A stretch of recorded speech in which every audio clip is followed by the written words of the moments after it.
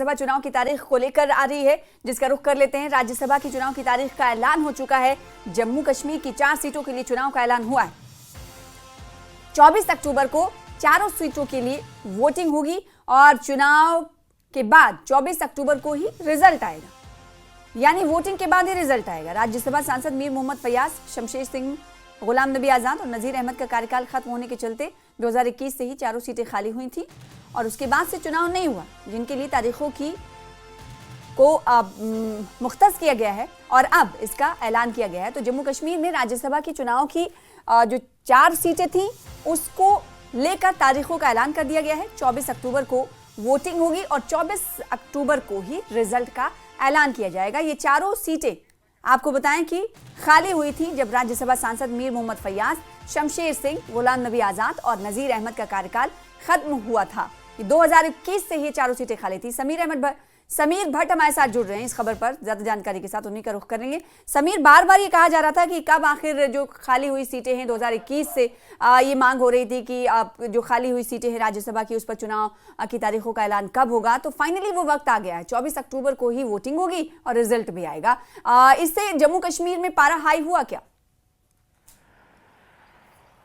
बिल्कुल हुआ है, बिल्कुल सना, आपने सही कहा। और देखिए, एक बड़ी डेवलपमेंट है और ये जो आज अनाउंसमेंट हुई है, हम लगातार कई दिनों से अपने दर्शकों को भी कह रहे थे और चीफ मिनिस्टर उमर अब्दुल्ला हो, पीडीपी चीफ हो महबूबा मुफ्ती या बाकी जितने भी नेता अपोजिशन के हैं जो कि बीजेपी से ताल्लुक नहीं रखते हैं, वो कई दिनों से मांग कर रहे थे कि यहाँ पे जो राज्यसभा के पोल्स हैं उनको जल्द से जल्द यहाँ पे करवाए जाएं। अगर आपको याद होगा भी वाइस प्रेसिडेंट के इलेक्शन हुए थे तो 4 वैकेंट पोस्ट थे, इसलिए यहाँ से कोई भी एक ही राज्यसभा के जो नॉमिनेटेड एमएलए हैं गुलाम अली खटाना, वही बीजेपी से जो ताल्लुक रखते हैं, जिनको नॉमिनेशन मिली है, उन्होंने सिर्फ वोट डाला राज्यसभा की तरफ से। और अगर हम एमपीज हैं, एमपीज यहाँ पे हैं, दोनों एमपीज ने यहाँ डाला।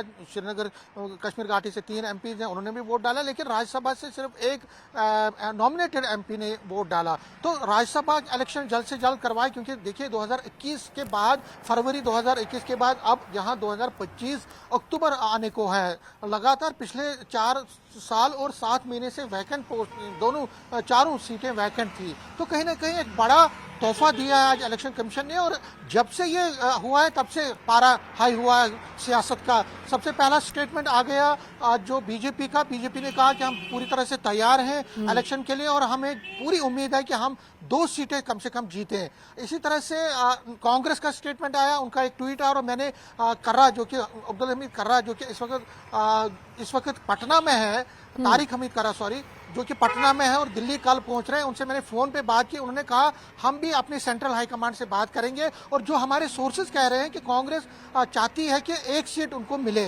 देखिए अब अर्थमेटिक्स देखिए, इस वक्त जो कांग्रेस और नेशनल कॉन्फ्रेंस का जो अलायंस है वो 53 एमएलए उनके साथ है, 53 एमएलए, जिसमें 41 नेशनल कॉन्फ्रेंस के अपने हैं, 6 हैं कांग्रेस के, 5 है इंडिपेंडेंट और 1 सीपीआईएम का। तो ये मिला के हो गया 53। तो 3 सीटें, 4 में से 3 सीटें अलायंस जीत सकती है, आसानी से जीत सकती है, उसमें कोई प्रॉब्लम नहीं। अगर क्रॉस वोटिंग नहीं हुई, अब 4 में से 3 कोalition जीत सकती है और 1 सीट बीजेपी जीत सकती है। तो नेशनल कॉन्फ्रेंस की चाहत होगी कि तीनों की तीनों सीटों पे वो अपने कैंडिडेट उठाए। और जो नाम सामने आ रहे हैं उसमें डॉक्टर नाम को लेकर उम्मीदवार, नाम क्योंकि इस पर बहुत माथापच्ची होती है, सियासी गुणा गलित तो होता ही है और उम्मीदवारों के नाम पर बहुत माथापच्ची होती है, उसको लेकर क्या कुछ जानकारी?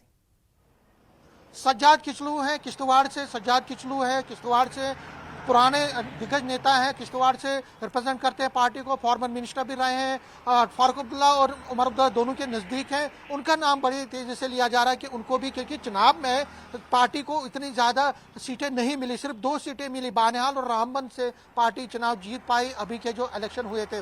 बाकी ज़्यादातर सीटों पर बीजेपी जीती है वहाँ से। तो पार्टी चाहती है कि वहाँ पे चुनाव बेल्ट को अपने खाते में ले ले, तो वहाँ उनका नाम लिया जा रहा है। इसी के साथ चौधरी रमजान का नाम लिया जा रहा है जो कि कुपवारा से हैं। और सज्जाद किचलू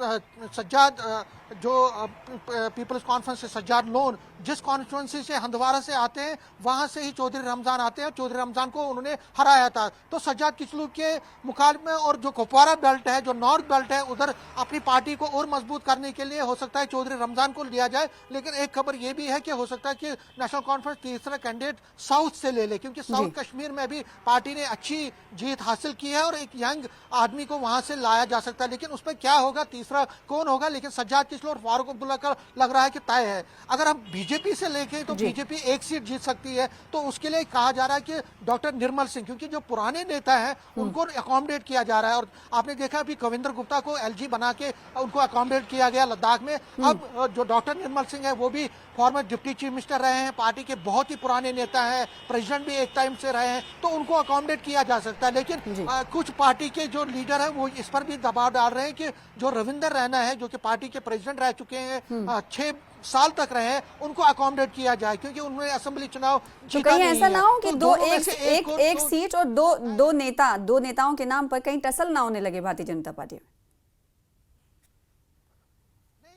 बीजेपी एक ही को लेगी, दोनों में से एक को ले सकती है, दोनों में से एक को चुनाव लड़वाएगी और जो विनिंग सीट है वहां से चुनाव लड़वाएगी। दोनों में से एक का फाइनलाइजेशन हो सकता है। तो सियासी पारा ही कहा जा सकता है कि जम्मू कश्मीर का इस ऐलान के बाद, तारीख के ऐलान के बाद हाई होता हुआ दिखाई दे रहा है। इस वक्त सियासी गुणागणित को बिठाने की कोशिश में जुट गई होंगी सियासी पार्टियां, और साथ ही साथ इससे पहले ही, क्योंकि वो तैयारी में थी और लगातार ये कहा जा रहा था कि कब होगा ऐलान, तो ऐसे में कहा जा सकता है कि अब सीट बेल्ट सियासी पार्टियों ने बांध ली होंगी। बहुत शुक्रिया समीर।